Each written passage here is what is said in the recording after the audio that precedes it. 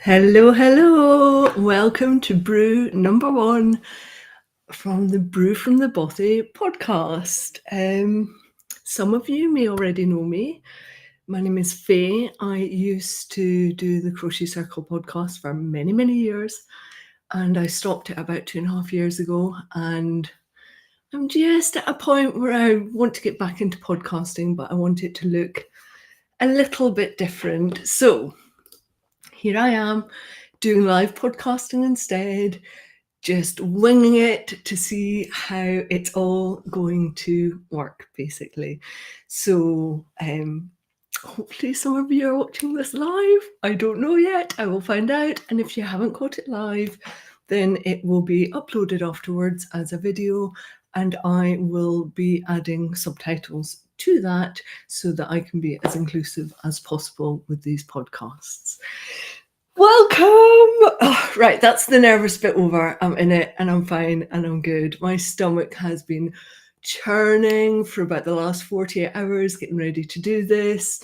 But the reality is I really love podcasting, which is why I've come back. So, hello, Zilla! hello. Oh, I'm so pleased it's working. Matthew and I had a little test of this on Friday just before I put the link out, and it was really quite a test to get it done. And lovely Jill, who used to watch with the Crochet Circle podcast, came across the link on YouTube. So while we thought it was unlisted, it wasn't, and suddenly Jill was on there. So that was a bit of a shock, but a very lovely shock. So great that it's working. Anybody that's on right now, you are my test hamsters. You are helping me on my little hamster wheel of podcasting getting back going. So thank you for showing up. The whole premise of this is that every other Wednesday we sit and we have a brew together, and the podcast is like 20 to 30 minutes, no more than 30 minutes because life is short, and that I just kind of talk through what I'm crocheting, what I'm knitting, any designs that I'm working on, any incoming yarn that has happened, which is always a thing for me because I flaming love yarn. And also I know from the work that I used to do on the previous podcast that you really love when I deep dive into something, because I'm quite inquisitive and I love to plop down a rabbit hole and really go to town on it. So if I give you an example of that, at the back end of last year, I was working on a lot of blog posts about how to knit and crochet with slub yarn and boucle yarn, and I fell hard into that rabbit hole, but I feel really confident about using those yarns and designing with them now.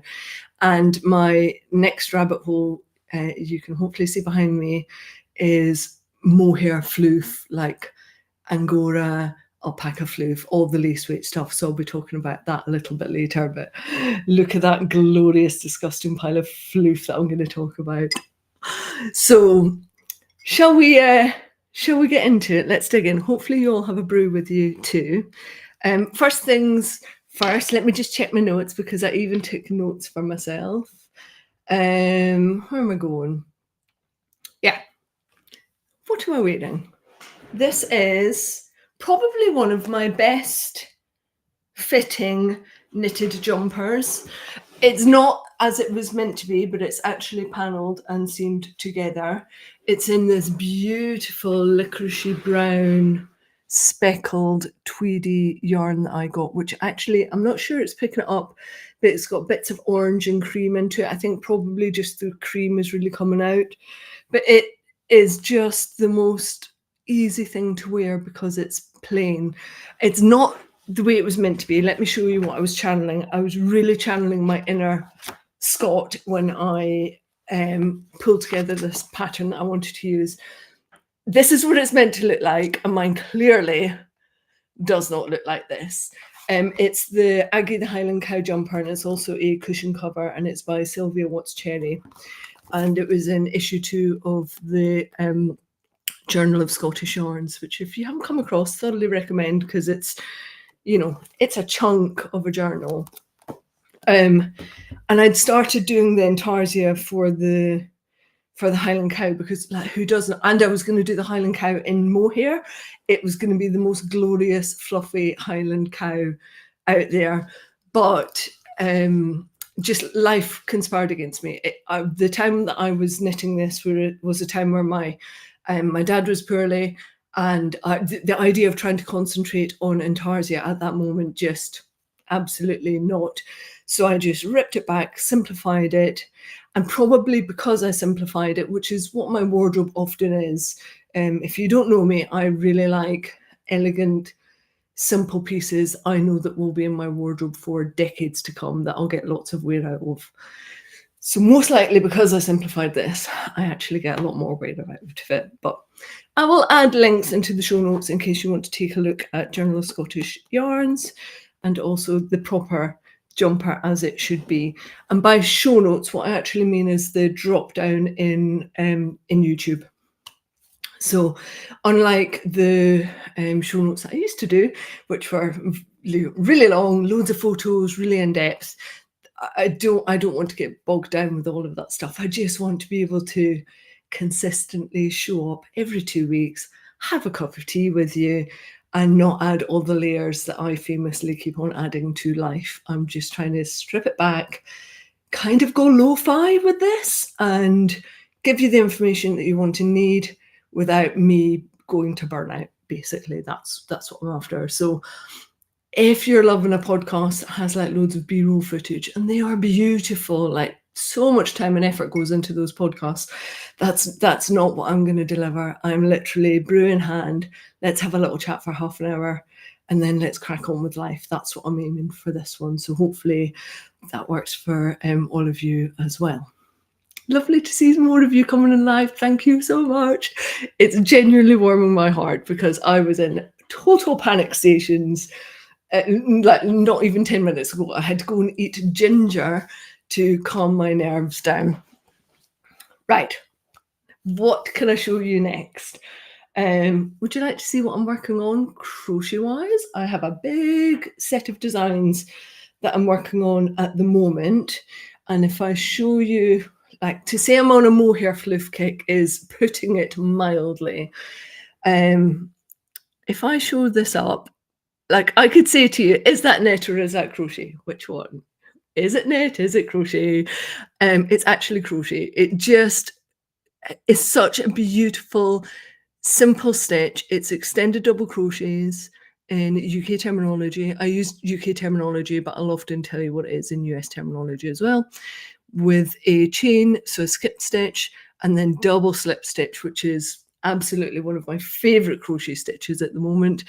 And it's a 2-row repeat, and it is just, this is 25 grams of yarn. That is it. It is like a little cloud, like there's nothing to it. 25 grams of yarn, and yet it is one of the warmest things I have ever made. And I'll tell you in a bit why I made this. So this is going to be a pattern called One Way or Another, and I'll show you why. Because this is one way, or another is, let me get it the right way around, a big shawlette stroke necktie using the exact same 2-stitch repeat, but just doing it with increases one side, decreases the other.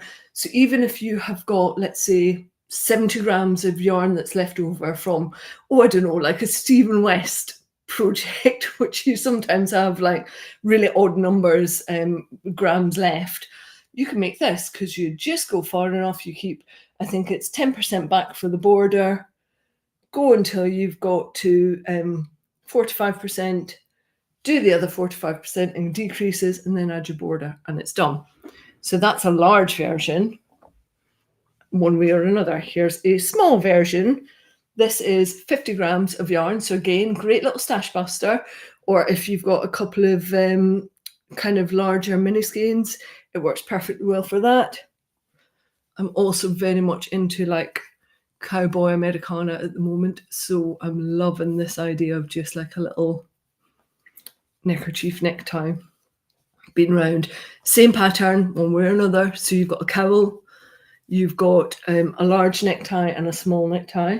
And there is also a scarf that I have done.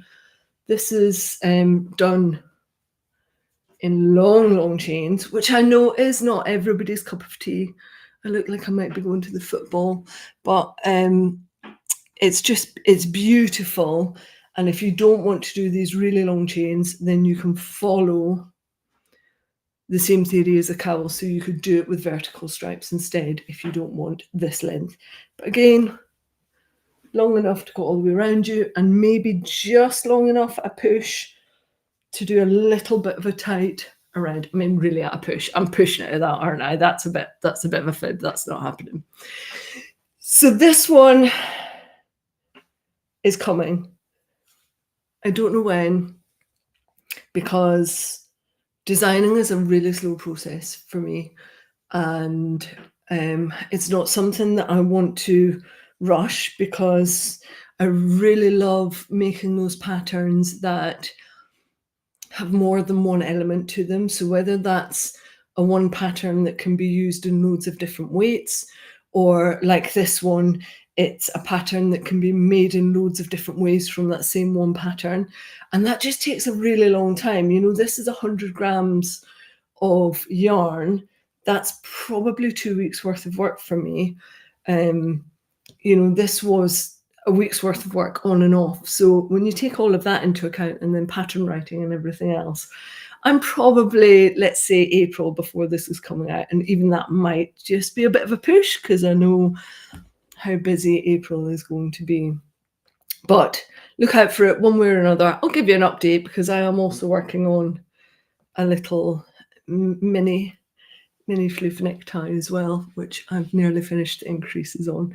So yeah, Sonia, this has come about because obviously the petite knits necktie is everywhere and I really like it, but I wanted a crochet version, and a lot of the crochet versions that I've seen are just using like a double crochet or a very kind of standard basic crochet stitch, and no shade on that whatsoever. You know, sometimes that's what you need, but it has brought a density to it, and I just like, you could not accuse this of being dense. Again, this is going to be, by the time I finish, 25 grams. It's an alpaca silk merino yak mix I'm using in this. It's from Zakami yarns. Again, I'll link it in the show notes. But there's nothing dense or like what people would traditionally accuse crochet of being. So, and that's what I'm trying to get at with this, where it's lacy without being over the top frou-frou lacy and fussy, where it's just got a level of like elegance, and it's really easy to make. Like the stitch repeat is really easy to do. That's like my go-to design space. That's what I love, is easy elegance, where hopefully I put all the work in so that you can just have a pattern that you can work to easily, that looks flawless. That is always what I'm like charging towards. That's what I want my patterns and my designs to be.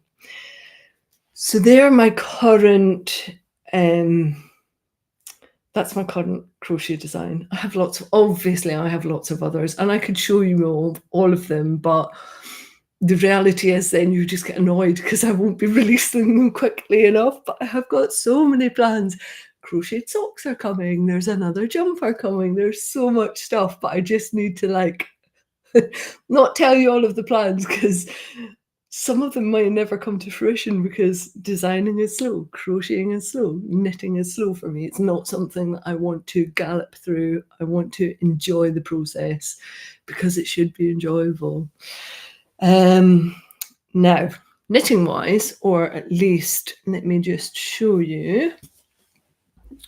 One of the things that's happening is that my lovely husband is called Matthew. So you'll hear me refer to him a lot. It's just me and him and our little cat Pom Pom. That's our family. So Matthew is a really big part of my life. So you'll hear me talk about him in the podcast, and he's really supportive of what I do out here in my Bothy. By the way, this is the Bothy, and this is my creative design space, hence Brew from the Bothy. That's why it's that. So getting back on track, Matthew and I, and it was my idea, and there may have been a glass of wine involved, we're going to walk the West Highland Way next month. Some of you may know what this is. If you don't, it's a walk that goes just from the north of Glasgow all the way up the eastern side of Loch Lomond, all the way through Glencoe and up to Fort William. And it's just shy of 100 miles. And we're walking over 5 days. I've never done an endurance walk like this before. Matthew is often out on mountains, goes out wild camping for kind of 3 days at a time. He's very experienced with this stuff, but my legs don't work in the same way, so I can't go up hills, but the West Highland Way is a relatively flat walk that we can do together, and we're going to take 5 days, so roughly 20 miles a day. And so that's why things like this are really important, because whilst we're not wild camping, because I'm not really that kind of a girl. I like hotels and comfortable beds. Whilst we aren't wild camping, it's April in Scotland and it's going to be about 9 degrees, we think. So I'm looking for things that I can wear on that walk that are lightweight, that are really warm. So that's what's prompted this cowl in particular, because that's going to be right up there, keeping me nice and warm, tucked in to my my rain jacket, which is perfect. But the other thing that I'm working towards is knitting myself socks that will do for the walk. So this is probably going to sound a little bit weird, and I'm sure I'm not the only one, but my ankles, if my socks with walking shoes and leggings, if I've got too many layers on my ankles, they feel claustrophobic. I'm well aware that that sounds really silly, but that's how it feels on my body. I don't like all of those layers, and for that reason I don't wear walking boots. I wear walking shoes or trainers. So I was looking for shorter socks. I've just made up, like, it's a basic pattern, so I've just gone for a shortened sock, and this is in a DK wool. And the reason I'm mentioning this is because the wool that I've used is 100% recycled. I'm very excited about this. It's called Wool Revival. It's by West Yorkshire Spinners. I didn't know this existed until I found it in U&Ply, one of my localish yarn shops, back in January. But I believe that it's, I know it is 80% wool, totally recycled, 20% nylon. I think the nylon is also recycled. So when they say 100% recycled, I think they genuinely mean that it is 100% recycled, not that the wool content is recycled. Now, I was trying to get more detail on this for you this morning, and West Yorkshire Spinners page for it doesn't load. And I pinged a quick message to one of the contacts at West Yorkshire Spinners, and she told me that it's because they don't have any more of it available at the moment. So if you are looking for this, I'm going to add into the Dropbox at least 3 different links of yarn shops I know have got it, because once their stock is gone, it won't be replenished for a little while. And the reason for that is West Yorkshire Spinners are quite a large wool manufacturer here in the UK, and basically any process has got waste attached to it. And what they do is, with the shorter fibres or any of the waste yarn that is coming through their manufacturing process, they're now keeping it all together, and that is what's making the Wool Revival. So they have to have a certain amount of wastage to be able to make this yarn, and they don't have enough wastage, as I understand it at the moment, to make another batch yet. But that was batch yet, which sounded a bit more like batch yet. So look out for it, because it's proper sturdy workhorse yarn, and 100 grams is £5.50 for a British wool that's 100% recycled. I think the price point is phenomenal. And this is jumperable. It's got an amazing twist to it, and it works out really beautifully. I think it would work brilliantly in crochet as well because of that twist. But it's just really lovely yarn. And at £5.50 for 100 grams, like, there's really I can't think of another British wool that is at that price point that is coming out from a big manufacturer like West Yorkshire Spinners. So if you're looking for something a bit different, I definitely recommend this. It's got 10 colours at the moment. It might not get beyond the 10 because of the lack of manufacturing waste to make the next batch. But if you come across it, I thoroughly recommend it as a yarn to try out. So basically, in the coming weeks, I am just going to be doing a lot of shorty sock knitting. And then I'm going to test these out and let you know how I get on with it, because I'm probably going to be a little bit of a minger and wear these for 2 days. I might give them wear them for a day, give them a day off, wear them a day. And I'm not sure they're going to get washed. So the chances are I will have put 40 miles on this pair of socks, which feels like a good test out for how hardy the wool is and how it's going to wick and whether there's any wear or tear or whether it felt. So I will report back, because these are going to get a really good test out from me. Yeah, that's all the knitted stuff that I have for you. I wanted to show you some incoming yarn that I had, just because I think it's quite an unusual set of colours for me. But it's a slub yarn. And there's still a lot of slub out there. This came from Irish Artisan Yarns. Now, Tara is based just outside of Belfast in Northern Ireland. I've known her for a long time. And her colours are totally inspired by the Northern Irish scenery. But look at that. It's like sunset in a skein of yarn. These are all of my colours, especially the teal and the mustardy bits. But this is, for me, this is quite a wild and out there skein of yarn. But I think this is going to be a design that I'm going to call Pearl Pop, because what I was saying earlier was, by doing that deep dive into some of the kind of art yarn, fancy yarns like slub, I really got to know what stitches work and how they work for knitting and for crochet. And I think I have a theory for this that will work really well. And if you are not convinced on slub, I encourage you to go and read my blog posts on how to really get it work. For crochet, just keeping to really simple stitches is the key. Don't overcomplicate it.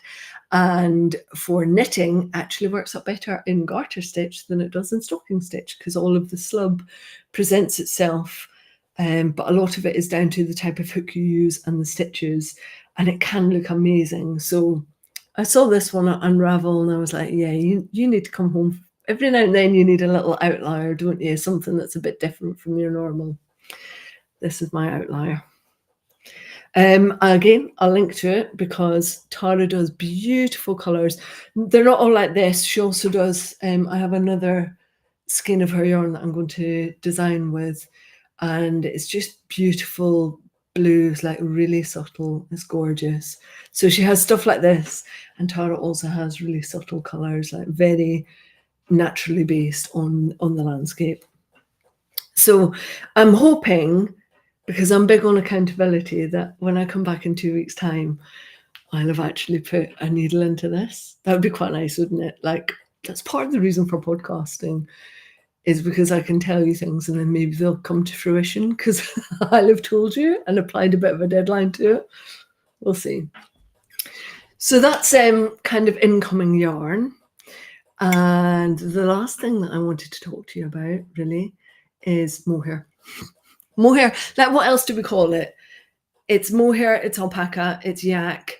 It can be plastic, it can be acrylic. But this is not all of my floof stash. It is gloriously disgusting, isn't it? For about 18 months to 2 years now, I have been planning a massive set of blog posts on mohair and floof and what it means, because I think it's one of those things that carries a lot of urban myths with it. A bit like the whole thing of, crochet uses more yarn than knitting. It doesn't. It's rubbish. It's absolute BS. I think mohair and floof have the same amount of urban myths around them, and I kind of want to bust them a little bit. That's where I'm going. But when I was cleaning up my yarn stash, it's sizable, last weekend, and I'll be in there again tonight. For months, I've just been going, oh, I need more floof. I need more floof for this blog post. And I hadn't really pulled it all together in one space. And then I did, and I was like, oh, I have enough. I think this is enough. So not all of them, but the idea is I've got all sorts in here. So we've got like your real basics, bottom end of the market, the drop stuff. I'm going to be testing that out. So we've got price points right the way through. This is hand dyed, which is the upper end of the pricing market. So I'll be testing that out. And the idea is it actually more expensive to add floof into your projects? What does it do to the weight of your yarn? Like, is there a ready reckoner out there for if I do 4-ply plus floof, it gives me this weight of yarn. If I do Aran and floof, it gives me this weight of yarn. Lace weight plus floof is this. So that you know what you're going to get when you just add a strand to it. What does it do to the finances of your project? Because at the moment, there's a lot of chat around the idea that it makes your project more expensive. And yeah, if you're going to add hand-dyed floof into it, yeah, it probably is. But I'm not convinced. And I want to test that and just see if that is the case, because I'm not convinced it adds that much more or any more to your actual project.